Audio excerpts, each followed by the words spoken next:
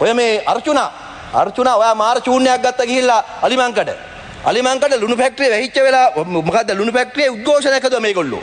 හදලා මේගොල්ලෝ කියනවා මොකද්ද? එතන ඉන්න සේවකයෝ 10 දෙනෙක් විතර අරගෙන. ඒගොල්ලෝ කියනවා වාඩියෙන් මං කියන්න. හරිද? මං කියන්න. ඒගොල්ලෝ කියනවා හරිද? උතුරේ ලුණු දකුණට එවන්න එපා කිව්වා. මාර ලුණු, උතුරේ ලුණු. අලිමංකඩ ලුණු. උතුරේ ලුණු දකුණේ ලුණු කියලා ලුණු නෑ බොස්. හරිද? රටේ ලුණු තියෙන්නේ. ඔයාලට උතුරේ ලුණු දකුණේ ලුණු තිබ්බනම් ඒවා ඒ කාලේ තියාගන්න. දැන් නෑ ඒවා. හරිද? අපි මේ කාලේ මුළු රටම එකක් කරලා තියන්නේ. ඔයාලා ඒ කාලේ හදාගත්ත ප්‍රභාකරන්ගේ ලුණු ඒවා නෑ දැන්. හරිද?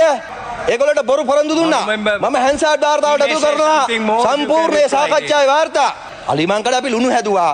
2012 ඉඳලා ඔය පුත්තලම සෝල්ට් එකේ තිබුණා රජ ලුණු කියලා නමක්. ඒක මේ අපි හදාගත්ත යන්නේ නෙමෙයි ඒ කාලේ තිබිච්ච එකක්. අපි ඒක වෙනස් කරා ඇත්තටම. රජ ලුණු කියලා ලුණු නෑනේ. අලිමංකඩ නම් අලිමංකඩ ලුණු, මන්තායි ලුණු. සෝල්ට්. එතකොට අපි ඒක වෙනස් කරා. වෙනස් කරලා මේක හැදුවට පස්සේ මෙයා ගිහිල්ලා කියනවා රජලුණු ශ්‍රී ලංකාවේ රජුරුවන්ගේ ලුණු. මේ අනුර කුමාර රජුරුවන්ගේ ලුණු. අනේ මේ බයිලා කියන්නේ නැතු ඉන්නවා. හරිද? ඒවා තමයි හැදුවේ මෙයා ගිහිල්ලා. බොරු කිව්වා. ඒ සේවකයින්ට ප්‍රශ්නයක් නැහැ. අර්චුනා චූන් නැතුව වෙන්නේ නැතුව ඉන්නවකෝ. ඔයා පාර්ලිමේන්තුවේ ඇවිල්ලත් එහෙමයි, අලිමංකඩ ගිහිල්ලත් එහෙමයි. හරිද? දිලිත් සතු වෙනවා තව විදියකට. එයා නයි පෙන්නනවා ලුණු වලට. my mother promise කවදාවත් කිව්වේ නැහැ.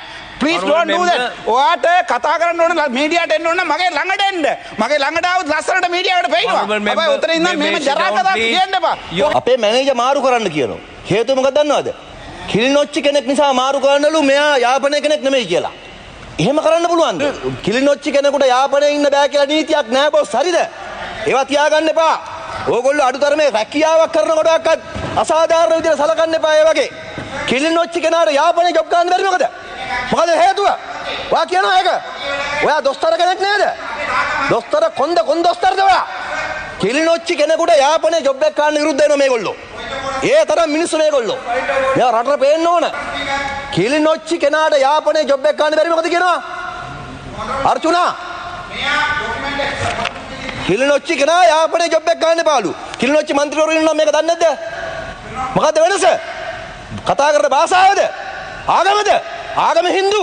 කතා කරන්නේ දෙමළ. ඔයගොල්ලෝගේ අසාධාරණ එහෙමයි. මම කිව්ව නෑ සර් කවදාවත් ඒ බාර පට්ටපල් බොරුවක් කියන්නේ මේක. බොරු කියන්න බෑ මම පාර්ලිමේන්තුවේ.